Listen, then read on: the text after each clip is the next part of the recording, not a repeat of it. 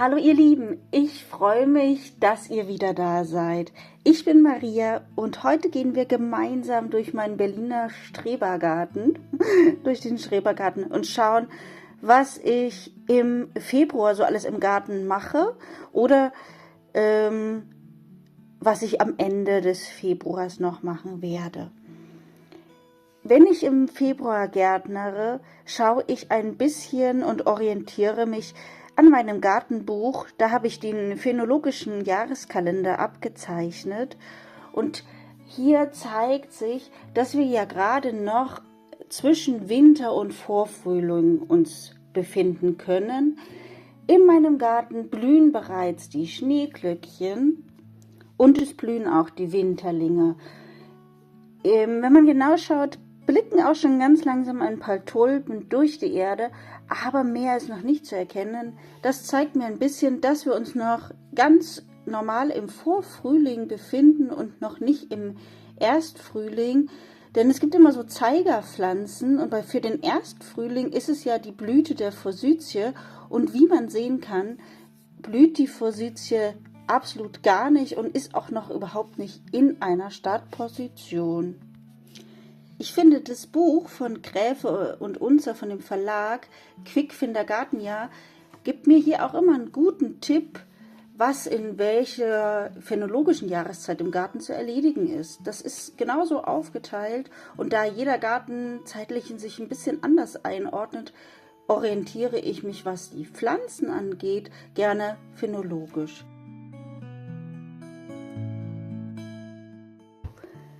Um auch richtig gut arbeiten zu können, möchte ich vorher auf jeden Fall meine Geräte wieder ein bisschen schärfen und vom Rost befreien.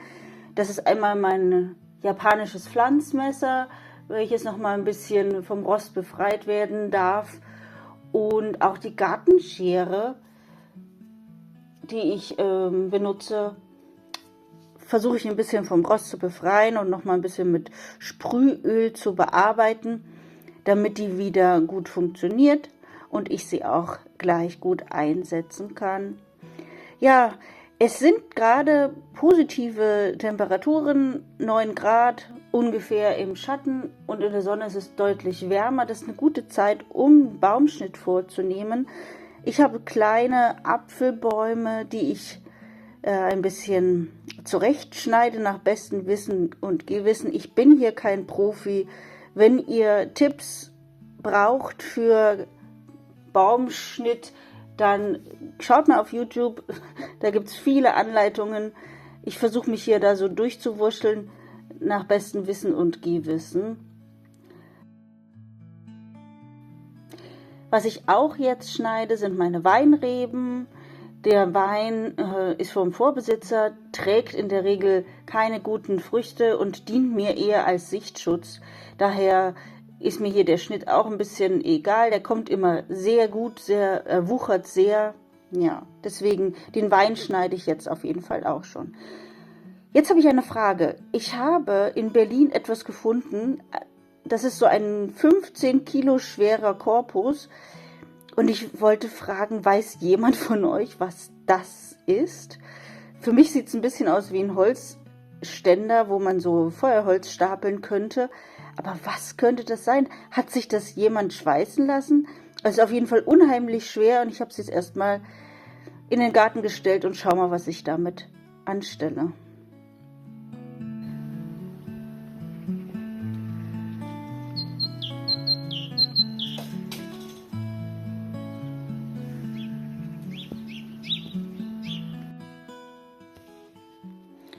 Was ich jetzt noch gefunden habe, sind alte Zwiebeln. Die habe ich im Gewächshaus versehentlich vergessen. Und die werde ich jetzt noch einpflanzen. Ich habe gesehen, in meinem Hochbeet Nummer 7 habe ich auch geplant, Zwiebeln zu pflanzen. Meine Beetplanung habe ich ja schon gemacht. Ich verlinke euch das Video mal oben. Und da es gerade frostfrei ist und hier der Spinat sich auch nicht so ausgebreitet hat, wie ich mir das gewünscht hätte, werde ich hier die Zwiebeln in die Erde bringen. Die sind natürlich schon vorgetrieben, aber ganz ehrlich, solange die noch knackig sind in der Knolle und noch nicht so richtig zermatscht, werden die auf jeden Fall noch etwas. Ich pflanze die auch ein bisschen zu eng. Ich werde die wahrscheinlich auch aus Lauch ernten und gar nicht unbedingt als große Zwiebel benötigen. Denn auch der Zwiebellauch, der schmeckt unfassbar gut im Salat. Und mal schauen, ob jede einzelne überhaupt noch was wird und auch ordentlich austreibt. In der Regel stecke ich immer die treibenden Zwiebeln noch in die Erde. Ist ja besser als wegschmeißen. An dieser Stelle vielen Dank, dass du schon bis hierher gehört hast.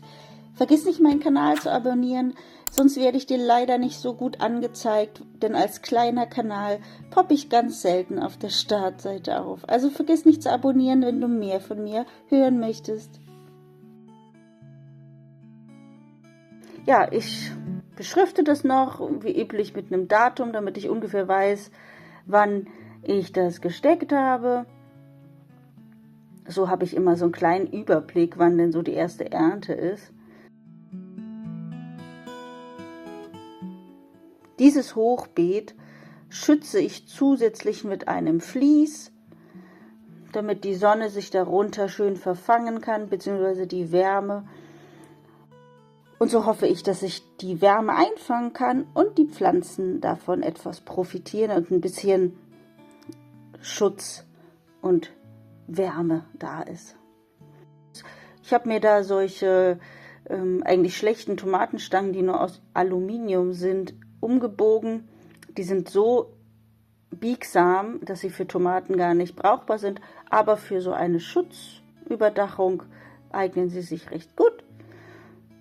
Dann kann ich die nämlich schön befestigen und mit großen Wäscheklammern an diesen Stäben festhalten, also festklammern.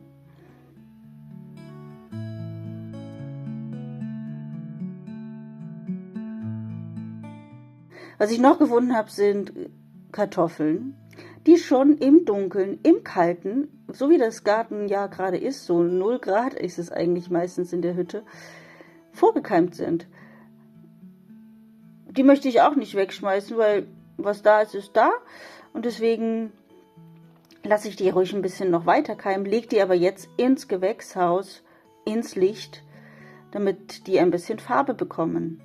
Und da passt hoffentlich mein Gartenzwerg drauf auf. Im Zuge dessen auch nochmal das Gewächshaus wässern, da kommt ja immer kein Regen rein. Und damit auch hier die Pflanzen, sobald es ein bisschen wärmer wird, wachsen können. Hier wächst noch ein bisschen Feldsalat und der Spinat fängt an, aus dem Boden zu kommen. Sobald es ein bisschen wärmer wird, haben die dann genug Wasser zum Wachsen. Und damit die Kartoffeln in diesem Jahr auch prächtig gedeihen, hatte ich ja schon vor, ich werde noch ein neues Hochbeet bauen, sobald die Temperaturen es erlauben und es ein bisschen wärmer wird. Und mein Mann hat mir schon mal so ein paar alte Europaletten auseinandergebaut, indem er die Europaletten zerlegt. So habe ich Bauholz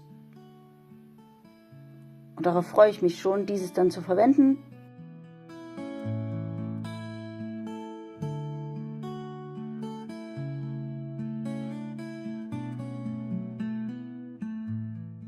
Es ist auch gut, jetzt Unkraut zu zupfen. Jetzt kurz bevor die Tulpen aus dem Boden schießen und das Unkraut noch relativ klein ist und der Boden ist ja noch ein bisschen feucht, lässt sich das Unkraut recht gut entfernen. Es blüht noch nicht, dann kann ich es auch gut auf den Komposthaufen.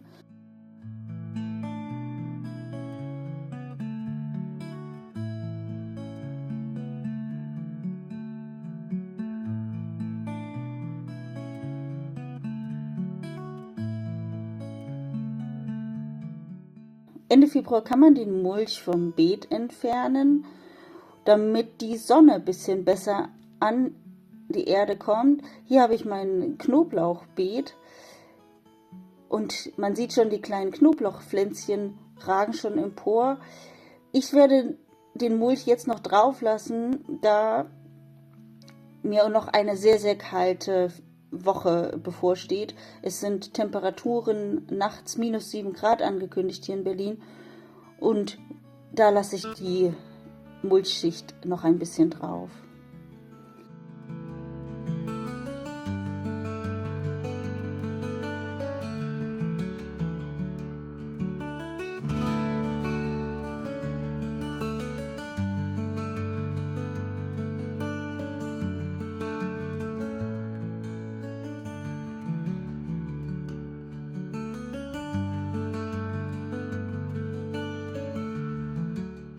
Natürlich füttere ich auch meine Eichhörnchen und meine Vögel weiter.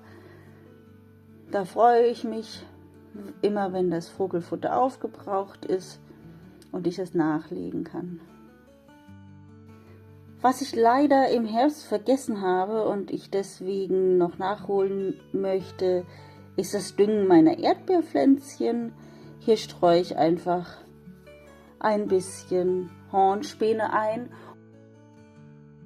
Und Ende Februar, da muss ich ein bisschen drauf achten, dass dieses Jahr nicht verpassen, möchte ich meine Schneeglöckchen teilen, denn an manchen Stellen sind die schon so dicht bewachsen und an anderen Stellen würde ich gerne noch welche hinsetzen. Also nach der Blüte teile ich die Schneeglöckchen.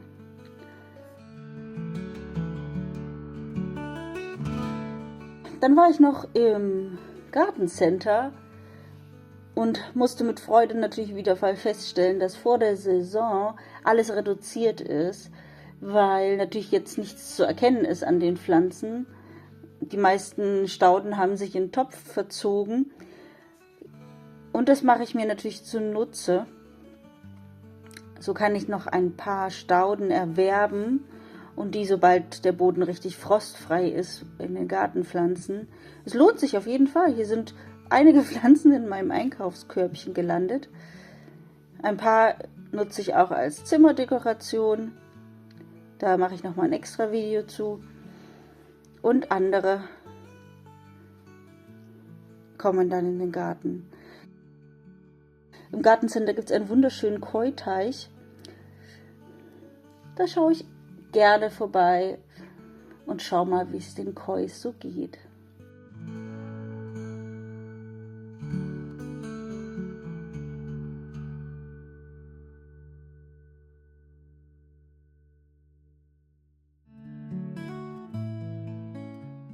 Ein kurzer Blick zu meiner Anzuchtstation im Keller.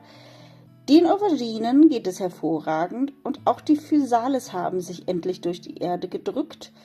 Das funktioniert wunderbar. Die Süßkartoffel und der Ingwer zeigen noch keine großartigen Veränderungen. Das kann manchmal sein. Einfach ein bisschen warten. Aber die Süßkartoffeln der Wohnung, die wir hier haben, schon bewurzeln können, die sind hervorragend geworden. Die standen in der Küche, so eher so im Schatten, im Warmen. Und die pflanze ich jetzt in kleine Töpfchen. Ich habe die Blumentöpfe in der Spülmaschine alle gewaschen. Die brauchen wir dann nochmal, wenn wir Ende Februar die neue Aussaat für die Tomatenpflänzchen machen und für die Auberginen, die ich nochmal ansetzen möchte. Deswegen ganz praktisch. Das sind Töpfchen, die sind so 8 x 8 cm.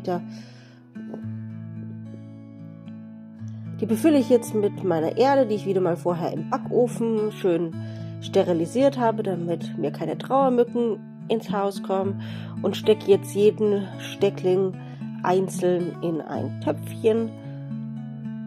Schön locker lasse ich die Erde. Ja.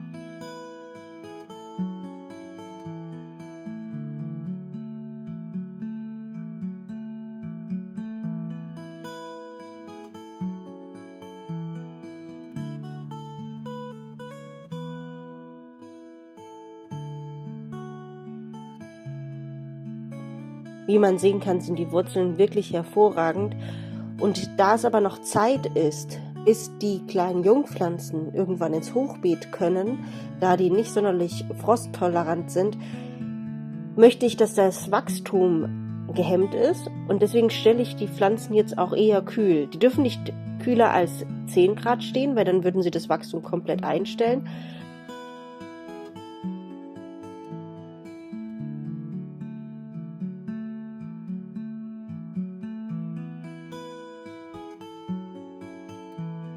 Ich stelle sie so 10 Grad in mein Fenster.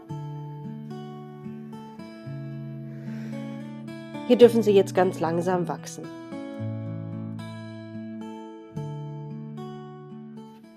Ja, damit verabschiede ich mich von euch. Vielen, vielen Dank, dass ihr wieder dabei wart. Und ich freue mich, wenn ich euch im nächsten Video wiedersehe. Abonniert sehr gerne meinen Kanal. Das würde mich sehr, sehr freuen, wenn wir uns beim nächsten Mal wieder hören.